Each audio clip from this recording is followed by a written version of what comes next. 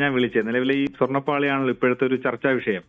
അതെ അതെ അതെ അതെ അതെ ഇതിനകത്ത് അന്ന് ഇത് നമ്മൾ 2019 ഇത് അറ്റകുറ്റപ്പണിക്ക് കൊടുക്കാനുണ്ടായ കാരണം എന്താണ്? യഥാർത്ഥത്തിൽ എന്താ വെച്ചാലേ ഇത് മേൽശാന്തി എന്നുള്ള നിലയില് എനിക്ക് എന്താ വെച്ചാൽ നമുക്ക് ഇതിൽ ഒരു റോളും ഇല്ല. വെച്ചാൽ 19 മുമ്പ് എന്താന്നുള്ളതിനെ കുറിച്ചിട്ടോ അതിനെ കുറിച്ചിട്ട് കൃത്യമായിട്ടുള്ള ഇതൊന്നും എനിക്ക് അറിയില്ല. അതിന്റെ ഇത്തരം വിഷയങ്ങളിൽ സാങ്കേതികമായിട്ട് നമുക്ക് ചിലപ്പോ ഇപ്പൊ അവിടെ കൊണ്ടുപോകുന്ന സമയത്തൊരു സാക്ഷി എന്നുള്ള നിലയിൽ നമ്മൾ ഒപ്പിടേണ്ട ചില സന്ദർഭങ്ങളോ അങ്ങനെ അതൊക്കെ വന്നിട്ടുണ്ടാവാം. ഇങ്ങനെ മഹസറിൽ ഒപ്പിട്ടുണ്ട് അത് എന്തേ ഉള്ളൂ വിചാരിച്ചു കഴിഞ്ഞാല് അതില് നമുക്ക് ഇത്രയേ ഉള്ളൂ. അത് എല്ലാവരും ഇപ്പൊ അവര് തീരുമാനിച്ചു കഴിഞ്ഞാൽ നമ്മളോട് വന്ന് പറയും ഇങ്ങനെ ഒരു സംഭവം ഉണ്ട്, അപ്പൊ അത് കൊണ്ടുപോകണം എന്ന് ചോദിച്ചു കഴിഞ്ഞാൽ അവിടെ നിന്ന് ഒപ്പിടണം എന്ന് പറയും. അത് അവിടുന്ന് ഓഫീസ് നമ്മളോട് വന്ന് പറയണു, നമ്മൾ അവിടെ ഒപ്പിട്ട് കൊടുക്കണു, അത്രയേ ഉള്ളൂ സത്യത്തില്. അപ്പോ നമ്മളെ സംബന്ധിച്ചിടത്തോളം അതിൽ ഒരു അഭിപ്രായം പറയാന്നുള്ളത്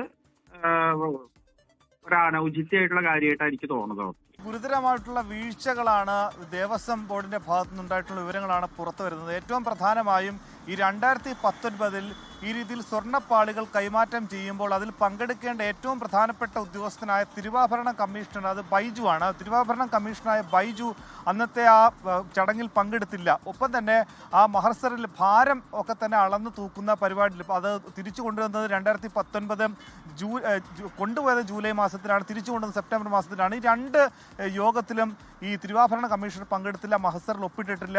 അതുകൊണ്ട് തന്നെ അത് ഗുരുതരമായിട്ടുള്ള വീഴ്ചയാണ്. അതിൻ്റെ ഒരു കസ്റ്റോഡിയനായ തിരുവാഭരണ കമ്മീഷണർ പങ്കെടുത്തില്ല എന്ന് പറയുന്ന ഭാഗം